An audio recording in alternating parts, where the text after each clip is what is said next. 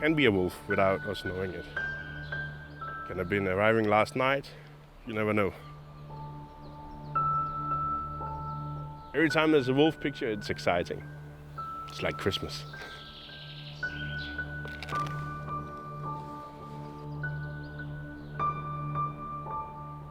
The wolf has returned to Denmark. To some, it's a source of excitement. My dream is to take a picture of a wolf with this scenery in the background. For others, it's a concern. The wolves currently living in Denmark came from Germany. After being absent for nearly 200 years, the first wolf returned to Denmark in 2012. Since then, the debate on how to live with wolves hasn't boiled down. According to the Danish Ministry of Environment, there are currently 12 wolves in Denmark living in Jutland. Most of the time, they roam their territories, which the government has declared as wolf zones. But they have been seen all over the peninsula. And if they visit, they can be hard to keep out. PT har jeg ikke får i ulvezonen.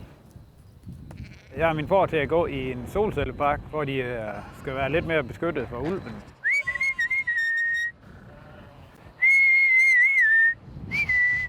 Morten Thøgersen has to keep 400 sheep safe after he lost 95 to the wolf. Although he gets compensation from the government for every lost sheep, the sight is still hard to deal with. Det er rent blodbad. Det værste er det, jeg faktisk kan gå og se, at de går med åbent sår og bidemærker, og så skal man rundt og aflive dem. Med boldpistol og kniv. Og det er særlig behageligt at aflive sit dyr på den måde. And he's not the only one who has to do this. Since the wolf came back to Denmark in 2012, there have been 125 confirmed wolf attacks on livestock. Den er nok lige omkring 3 uger, den her. Når man har haft et angreb, så er du kan komme i kontakt med dem, og de bliver utrolig stresset. Altså når du kommer ind til dem, så er de fuldstændig vilde. De 14 dage efter et angreb, så er du faktisk klar til at bare smide handsken ind i ringen, og så sige stop, nu gider jeg med. Det er jo en helt ny verden for os. While Morten Thøgersen moved out of the first wolf zone to avoid the wolf, volunteer Simon Bomholt attempts to track it in the second zone. And this is one of the main roads that when we have wolf and it's moving from the northern part to the southern part, we know it's moving on this road. And all the 4 different ones we have had, we found DNA on this road. Simon is part of a volunteer network that collects DNA samples and footage of the wolf for scientists. We're going to empty some trail cameras where we hopefully will have some pictures of wolf. Right now I'm looking for signs of wolf. Most likely here it will be scat droppings that will be placed on the road or on the side of the road. If it's a really good day, we will have a picture of a wolf and find some scats. And if it's a standard day, we will have no action. The volunteer trackers are trained to recognize scat, but not all of them belong to the wolf. Yeah, it's from a fox.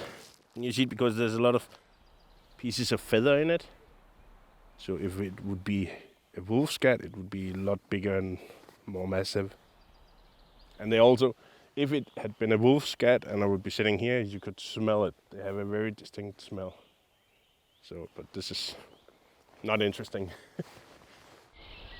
I teach biology and has always been interesting in nature. It has also become very interesting to actually help science. And without the work we're doing, they could not have the database they have today.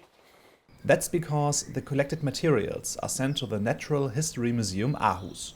Here, research chief Kent Olsen can identify the wolves based on the results of DNA analysis and available pictures.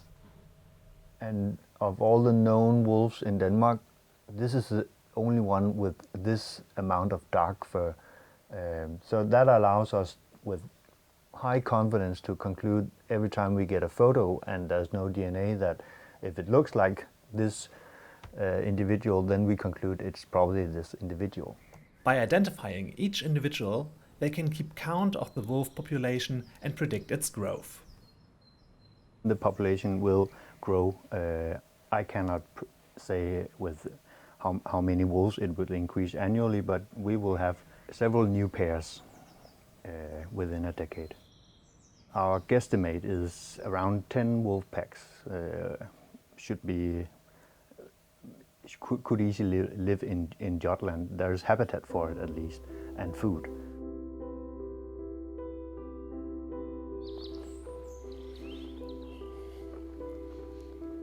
To monitor this growing population, the wolf trackers have several trail cameras deployed in the wolf zones.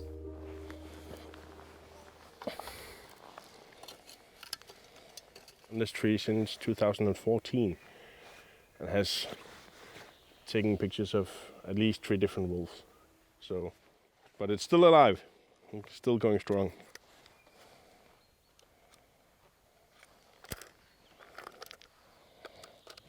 You can see on the trail cameras that we have activity from the wolf throughout the day and the night. So the chance of meeting it daytime or nighttime is equivalent.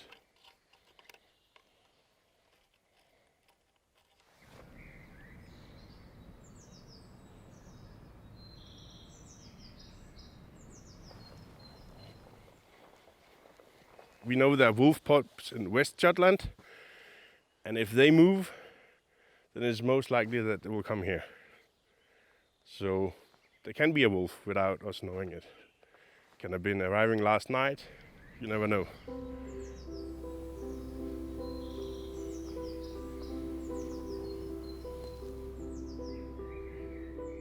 Ideal if I'm looking for pock marks, it would be on a cloudy day just after rain, because then everything you see is fresh. It's not like it's 3 weeks old tracks that you're following. So here we have a pock mark from a big canine. So we have the back part of the paw here, and the toes. And if it's a wolf track, we will measure it from where the nails start to the back part of the paw. And the wolf is normally between 8.5 and 11 centimeters in the length, and the width is about a centimeter less than the length. And this could be interesting if it was not because right next to it there's horse tracks and human tracks. So it's most likely somebody who walked their dog and another wolf. Even when you walk your dog in the wolf zone, it's quite unlikely to encounter a wolf. So when humans are inside the building or inside a car, a tractor or some machinery, then you can get fairly close to a wolf. But when they become aware that there are human presence, then they will leave. They're very scared, wolves, when they get trapped in these situations. Then they will leave fast. Wolves are not dangerous to humans. Of course, it's a predator, so of course they can be. But on the current circumstances, they're not a danger to humans in Europe. However, they can be threatening to livestock. Sheep especially can appear as easy prey. Sheep are trained to stand still when there is a dog walking around. So when a wolf enters the fence, the sheep will do the same. They will stand still, and if the wolf predates one of the sheep, the neighboring sheep will stay or maybe get closer. And that leads to that sometimes we see that a wolf is not killing just one sheep, but several sheep. Having the wolf back means that farmers have to put more effort into keeping their livestock safe. Jamen før har vi faktisk bare kørt med en 2-3 tråde. Det kan jeg jo sætte, mens jeg sidder på den maskine, jeg nu har. Og det har jo været nemt, men det her det er simpelthen mega besværligt. Morten Thørsen moves his sheep between different fields to keep the vegetation in check. This means he also has to move his fences, and the construction of the secure wolf fence is time-consuming. En halv time per kilometer ved det almindelige hegn, og ved det her ulvehegn, der tager det nok det dobbelte, fuldt ud det dobbelte tid. Hvis det er et almindeligt hegn, jeg sætter op, så er det mere skånsomt for mig selv. Ja. In contrast, bigger, stationary wolf fences seem like an easy and secure long-term solution. especially as the government financially supports the construction inside the wolf zones.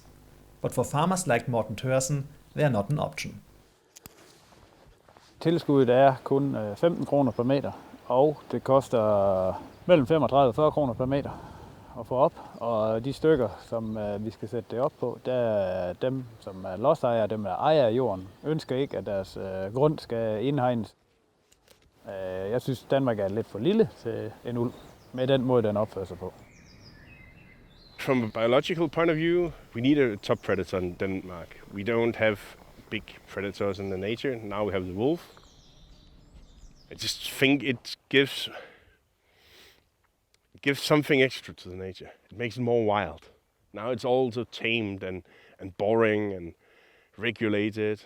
And by having a predator here, it's becoming more like original nature. My hope is that we will have a breeding pack. As you can see, we have a lot of room. There's a lot of space for the wolf here, and there's a lot of prey for it. But nature doesn't only get more exciting with the wolf. There are actual benefits for the ecosystem.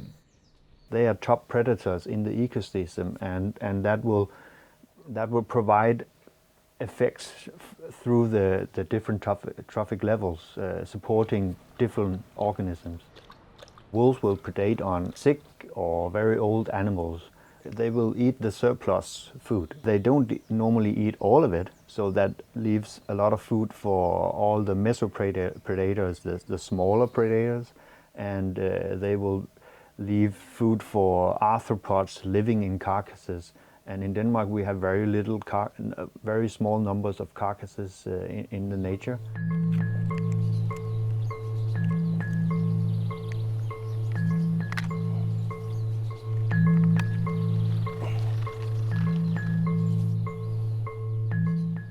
Right about now, new wolf puppies are expected in the first wolf zone. And Simon is checking if there's anything new going on in the second. Sometimes it gets a bit boring, because sometimes you can have a camera which has like 6,000 pictures in one, but then you just need that one picture of a wolf to make it all worth.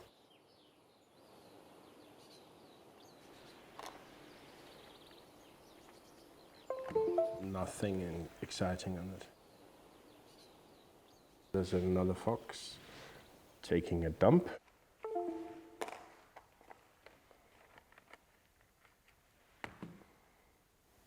Nice little deer. No wolf. So deer, hare, lots and lots and lots of people, and a badger. And a fox. That was it. So no wolf. But we still keep all the animal pictures to put it into a database to see if there's any difference in the wildlife, if the wolf is here or if it's not here.